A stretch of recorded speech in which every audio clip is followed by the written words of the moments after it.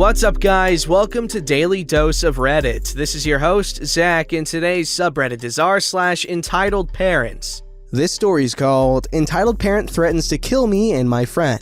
When I was 12, me and my friend were at the park right by her house. During the day, we had been practicing a talent show act for our school, and we were wearing the costumes we made for it. Suspenders, glasses, ponytails, black tights, ties, the whole stereotypical nerd getup. We didn't have time to get changed, and we assumed that nobody would care too much if we went to the park looking like that. It didn't matter. It shouldn't have mattered. We went to the park, we scootered there, and see this sort of family gathering. There's a whole bunch of parents having a picnic and their kids playing on the playground. This doesn't matter too much to us, and we start to play. The kids were a little younger than us, maybe 10? They were taking over the whole playground, but me and my friend didn't care too much because we got on a small piece of equipment on the side and we just started chatting. After a few minutes, this group of kids comes along and starts playing on the thing we're sitting on. No big deal. We get up to leave when one of the kids, entitled kid, stands in front of me to stop me from walking away.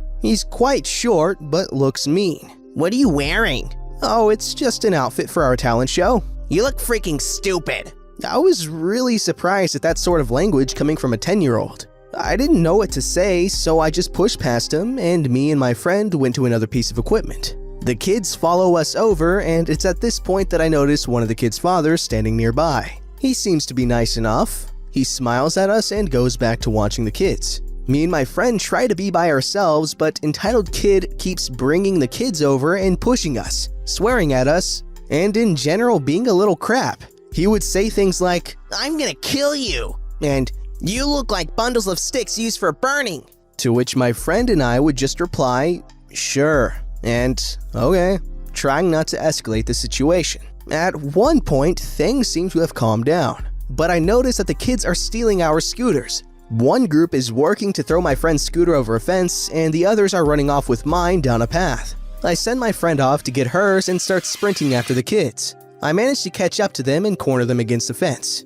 "Give that back. It's not yours." "What are you gonna do, bench?" At this point, I'd had enough. I push him into the fence and rip the scooter out of his hands. I turn around and start walking down the path. The kids run up behind me and start pushing me from behind, but I don't retaliate. After a few pushes, the group runs down the path ahead of me, entitled kid in the lead. I think that maybe they've given up, but when I get back to the playground, I see things are way worse. My friend is still tussling with the other group, trying to get the scooter.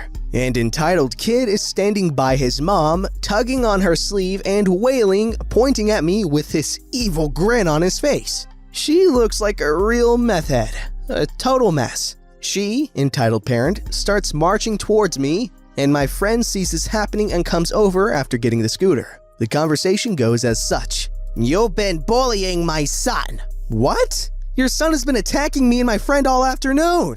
"Stop lying. This whole afternoon you've been an educated donkey and pushing my kids around, not letting them use the playground." I'm completely shocked at this point. But it was then that I remembered the father. He had seen the whole thing. Thinking I had a leg up on entitled parent now, I say, "Ask him." I point to the man. He's been standing by the playground this whole time and watched the whole thing. I say to the man, "Tell her." He looks very uncomfortable, and entitled parent stares at him with this look of threat. He scowls at me and straightens up.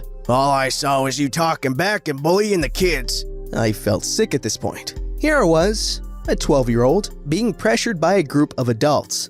I was beyond terrified. I managed to say, "Your kid just tried to steal our scooters." "Maybe he wouldn't have done that if you weren't such a bench. Now leave. Nobody wants you here. We live in this neighborhood and know everyone around, so don't think you're safe." Me and my friend turn tail and run. We were shaking, on the verge of tears, and petrified that our families would die. We get back to my friend's house and break down crying. Her dad comes over and tries to calm us down. He asks what happened and we explain, and he grabs his phone. He dials the non-emergency line and takes us back to the park so he can deal with the lady. When we get there, the whole group is gone. No sign they ever existed. The police arrive and ask us questions, being super comforting and letting us know that we'd be safe if we answered their questions. After they went over everything, they said that they suspect it's a family that has been known for terrorizing the neighborhood. Several people had complained, but they didn't take it too seriously until they threatened to kill us. In the following days, my friend let me know what was happening. The police went to their house to get their side of the story, and while there, they found traces of illegal substances. The police never said what, but I know that entitled parent went to jail for a long time. How screwed up as a parent do you have to be to do something like that, to threaten a scared girl who's alone? Like, come on, that's so messed up. And you know what? The kid, he might have been a jerk in this story, but honestly, can you blame him? Like, when you consider who he's been raised by and around, it's ridiculous.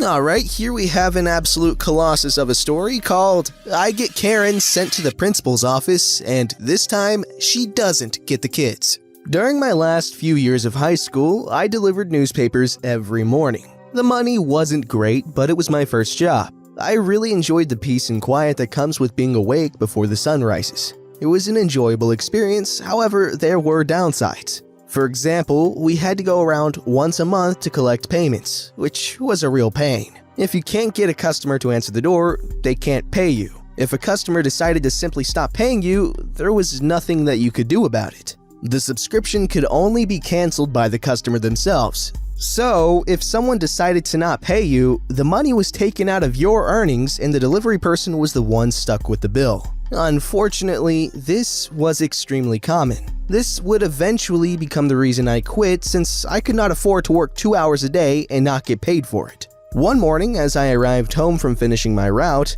my mother was extremely agitated. My boss had called and woke her up 15 minutes earlier because he had started receiving calls from the paper saying that several customers on a route connected to mine had called to say they had not received their paper, and that this had happened several times this week, so he had to fire the person on that route. He wanted to know if I could take over the route. The route was only about half the size of the route I was currently doing and would only add about 30 minutes a day to my trip, so I agreed to take it. The first week passes pretty uneventfully. One morning, during the second week of doing my new route, a few stops before I finish the route, as I am heading back over to my bike after hitting a string of houses, I can hear a woman's voice calling out, "Excuse me! Hey yo! Excuse me!" I turn around to see a woman. She's coming down the driveway in a t-shirt and underwear, holding a newspaper in one hand, and using her free hand to try and pull the bottom of her shirt lower to preserve some sense of modesty. I recognize her as one of the substitute teachers at my high school. "Excuse me, what the frick is this?" she says, holding up the newspaper. I stood there confused for a moment before replying, "I'm sorry, Miss Karen, but I don't understand." She cuts me off. "I thought I already told you, if you guys are gonna fire my daughter for being a little late one day, then I do not want your freaking paper." I'm still a little confused. "I'm sorry, Miss Karen, but I've only had this route a few days, and I'm certain I'm not the person you spoke with. Maybe you spoke with Mr. Boss?" "Well, if you're not the person I spoke to, then how do you know my name?" she said, wearing the smuggest "I've got you now" face. "I'm one of your students. I've been going to the high school you teach at for 4 years. If you want to cancel your subscription, you have to call the number. I can't cancel it for you." This obviously wasn't what you wanted to hear. She got really calm for a second and looked me in the eyes and said, "You think you're really freaking smart, don't you?" Before throwing the paper at me and turning around to waddle back up the driveway with her granny panties riding up her 45-year-old butt crack. I called my boss when I got home to tell him what happened and that she wanted her subscription canceled. He told me that when he had called to fire her daughter, Karen had picked up the phone and screamed the same thing at him, and that he had also told her that she needed to call the subscription line if she wanted her service canceled, and that the teenage paperboy could not cancel the subscription for her. He also said that when Karen's daughter accepted the job, her mom told her that she would be away every second weekend at her father's and would not be able to deliver the Saturday and Sunday papers, and that her mom would deliver them. The next Saturday, I received an updated subscription list and checked if her address was still on it. It was, meaning that she still hadn't called the line to cancel, so I had no choice but to keep delivering the paper. This continued for a few more months until I was finally able to convince my boss to cancel her paper due to non-payment.